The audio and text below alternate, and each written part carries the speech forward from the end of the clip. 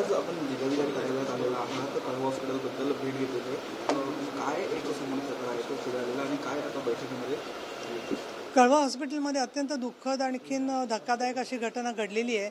परंतु आपण कोविडच्या काळात देखील पाहिलं आणि नंतरही काही वेळेला असं निदर्शनाला येतं की बरेचसे अत्यवस्थ असणाऱ्या रुग्णांना त्यांचा जीव गमवायची वेळ येते.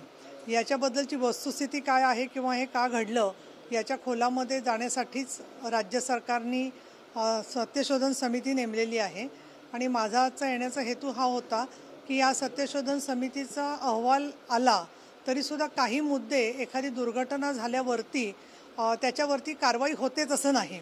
उदाहरणार्थ आपल्याला दिसतं की बऱ्याचशा हॉस्पिटलमध्ये CCTV लावलेले असतात, पण त्या CCTVचं निरीक्षण जे आहे ते निरीक्षण मेडिकलच्या संदर्भातल्या लोकांनी किंवा डॉक्टर्सनी पण केलं पाहिजे की ICUच्या बाहेर काही दुसऱ्या अडचणी आहेत किंवा कसं.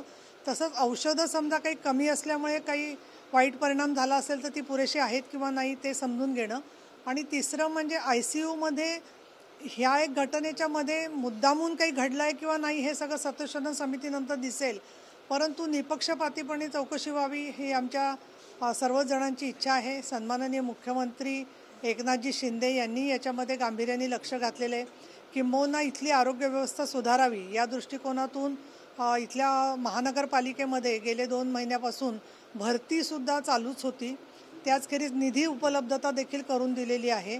बांधकाम देखील नवीन चाललेलं आहे. पण एक ज्या प्रमाणात आरोग्य सेवांमध्ये अजून आपल्याला निधी आणि मनुष्यबळाची गरज आहे त्याला कशी चालना देता येईल आणि त्याच्यासाठी विधान परिषदेचे उपसभापती या नात्याने ठाणेकरांना कशी मदत करता येईल हेच पाहण्याचा माझा हेतू होता. आज जिल्हाधिकारी असतील, कलेक्टर असतील, त्यांच्यासोबत बैठक झाली. बैठकीमध्ये काय चर्चा झाल्या? बैठकीमध्ये मी संपूर्णपणे घटनाक्रम जसा समजून घेतला तसं हे जे 18 मृत्यू झाले ते कुठे झाले, सगळे ICUमध्ये झाले असतील तर त्यावेळेची ऑक्सिजनची व्यवस्था काय होती, औषधं काही कमी पडली का, काही डॉक्टर्स किंवा पेशंट्स हे अनुपस्थित होते किंवा कसं याच्याबद्दलचा अंदाज काढला मी. प्रत्येक प्रश्नाच्या मध्ये आता अजून तपशीलवार माहिती येईल. पण एक मला जरूर असं दिसतं आहे की आरोग्य व्यवस्थेतली जी माणसं काम करतात त्याच्यामध्ये बरेचसे लोक जास्तीत जास्त प्रमाणामध्ये रुग्णांची सेवा देण्याचं काम करत असतात. काही कमी जास्त गोष्टी प्रत्येक प्रोफेशनमध्ये आहेत, तशाच त्याही आरोग्य व्यवस्थेत असू शकतात, समाजाच्या सगळ्या सेक्टरमध्ये असू शकतात.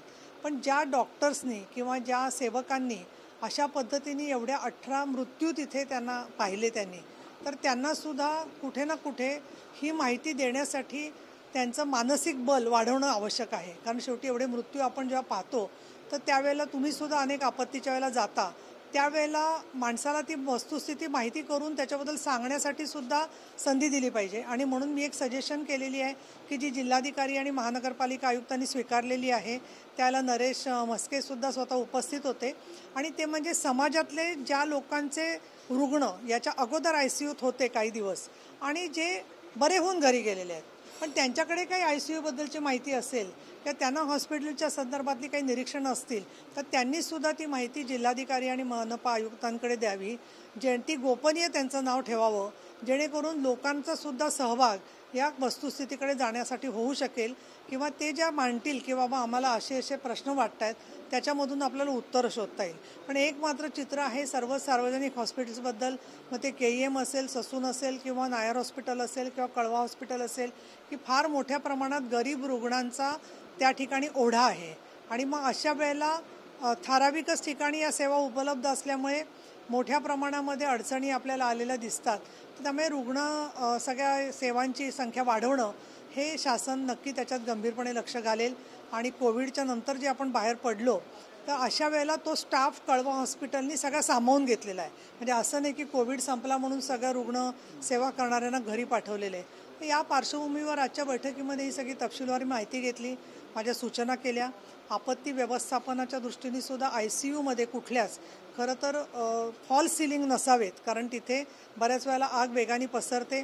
दुसरं ज्यांना व्हेंटिलेटर लावलेला असतो किंवा ज्यांना काही अशी इमर्जन्सी आली जशी नगरला झाली होती, म्हणजे आजच्याशी संबंधित विषय नाही आहे, पण अशी इमर्जन्सी येते तेव्हा ICUमधून कुठून एक्झिट करायचं हे ते पेशंट इतके आजारी असतात की त्यांना माहितीच नसतं. आणि त्याचबरोबर ICUमध्ये ऑक्सिजनच्या ज्या व्यवस्था असतात त्या अचूक आणि निर्दोष असण्यासाठी जो कर्मचारी वर्ग तिथे काम करतो त्यांच्या सेवांचं सुद्धा निरीक्षण काटेकोरपणे झालं पाहिजे, अशा काही मी सूचना केलेल्या आहेत. समितीच्या कामाबद्दल काही आढावा घेतला आहे का? कुठपर्यंत हे काम पूर्णपणे सुरू आहे? अहवाल कधी काही सूचना? नाही, समिती जी आहे ती समिती ही स्वतंत्र आणि स्वायत्तपणे काम करत असते. मी विधान परिषदेची उपसभापती आहे, त्यामुळे मी त्यांना समितीच्या दैनंदिन कामामध्ये जाऊन सूचना करणं योग्य होणार नाही. ज्यावेळेला त्यांचा अहवाल आमच्याकडे येईल आणि शासनाकडून आमच्या समोर येईल त्यावेळेला विधिमंडळामध्ये त्याच्यावरती आमच्या सदस्यांना नक्कीच त्याच्यावरती ते चर्चा करतील आणि सरकारशी बोलतील असं मला वाटतं. मॅडम हिंदी बता दीजिए, आज अधिकारियों के साथ बैठक में जिल्हाधिकारी कार्यालय में सदर हॉस्पिटल जे आहे ते राज्य शासनाकडे हस्तांतरित करण्याबाबत म्हटलं काय बोला? नाही, काय माहिती आहे का, हस्तांतरित करणं वगैरे त्यांनी अजून किती त्या संदर्भातली माहिती घेतली आहे मला त्यांच्या काही विधानाची कल्पना नाही आहे. परंतु महानगरपालिका माझी जी आधीची माहिती आहे आधीपासूनची, म्हणजे केवळ या घटनेमुळे नाही म्हणणार मी, ती पाहिली तर मला असं वाटतं की महानगरपालिकांची हॉस्पिटल्स अतिशय त्यातल्या त्यात जीवाची पराकाष्ठा करून ते डॉक्टर्स आणि महानगरपालिका चालवत असते. त्यामुळे अशा वेळेला शासनाची हॉस्पिटल फक्त चांगली आहेत आणि महानगरपालिका चांगली नाही हे म्हणणं म्हणजे तिथले कर्मचारी आणि तिथले डॉक्टर्स यांच्यावरती अन्यायकारक होईल. आणि त्यामुळे माझी सरकारकडून अशी अपेक्षा आहे की त्यांना सर्वांना जास्तीत जास्त सुविधा द्याव्यात. मैडम हिंदी में जानना चाहेंगे, जिलाधिकारी कार्यालय पहुंचे, अधिकारियों के साथ बैठक लिए, नगर निगम का आयुक्त हो या जिलाधिकारी का आयुक्त दोनों के साथ बैठक लिए कलवा सातों में, जिस तरह से मरीजों की मृत्यु हुई थी, क्या बैठक में आपने लोगों को जानकारी क्या चाहिए? नहीं, फिर से ऐसी घटना न हो, लेकिन एक दिखाई देता है कि कभी कभी बहुत ही सीरियस पेशेंट आ जाते हैं और उनको एक जो क्रॉनिक जिनको कह सकते हैं बीमारी है, बहुत गंभीर स्वरूप में बीमारी है, उसमें लोगों को मृत्यु से छुटकारा देने में हमें अपयश आता है. तो इसके बारे में क्या कोई जिम्मेदार है कि परिस्थिति ऐसी होती है कि दवाई से भी काम नहीं होता है या ICU की ट्रीटमेंट से भी काम नहीं होता है. इसका पूरा फैसला जो है, इसका पूरा निर्णय जो है वही करने के लिए मुख्यमंत्री CM शिंदे साहब ने कमेटी बनाई है. तो उसका सत्यशोधन रिपोर्ट आने के बाद में इसके बारे में कुछ भी मैं राय दे सकूंगी. लेकिन मैंने इसको लोगों को बार बार ऐसी तकलीफ न आए इसके लिए जो भी गवर्नमेंट कर सकती है उसको अच्छी तरीके से निभाने के लिए, उसको मदद करने के लिए मैंने आज मीटिंग ली है. मैडम जिस तरह से अनेक राजनीतिक दल जो है इस पर राजनीति कर रहे हैं, कलवा सदन में अनेक मरीज जो है उपचार ले रहे हैं, उस दौरान अनेक राजनीतिक जो आंदोलन हो या अधिकारियों से मुलाकात कर रहे हैं, आपके माध्यम से क्या उनको आह्वान रहेगा? मेरा तो उनको यही आह्वान रहेगा कि ये जो परिस्थिति है उसमें सुधार लाने के लिए जिस तरह हम लोगों ने, सभी लोगों ने कोविड के समय जिस तरीके से एक युद्ध स्तर पे काम किया, तो स्वास्थ्य में राजनीति नहीं लानी चाहिए, सबको मिलकर काम करना चाहिए, यही मेरी अपेक्षा है. वडेट्टीवार ने कहा कि जब पृथ्वीराज चौहान जब मुख्यमंत्री थे उस दौरान कलवा अस्पताल को महाराष्ट्र शासन को देने का आह्वान किया, लेकिन ठाणे महानगर पालिका ने इस प्रस्ताव को जो इनकार कर दिया था. क्या ठाणे महानगर पालिका के पास पैसे नहीं है जो अस्पताल को चलाने से?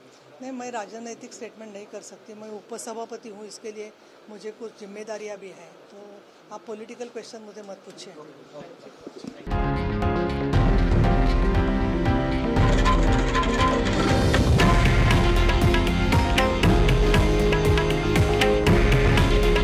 हे आहे देशातील नंबर 1 न्यूज नेटवर्क आणि आपण पाहत आहात TV9 मराठी.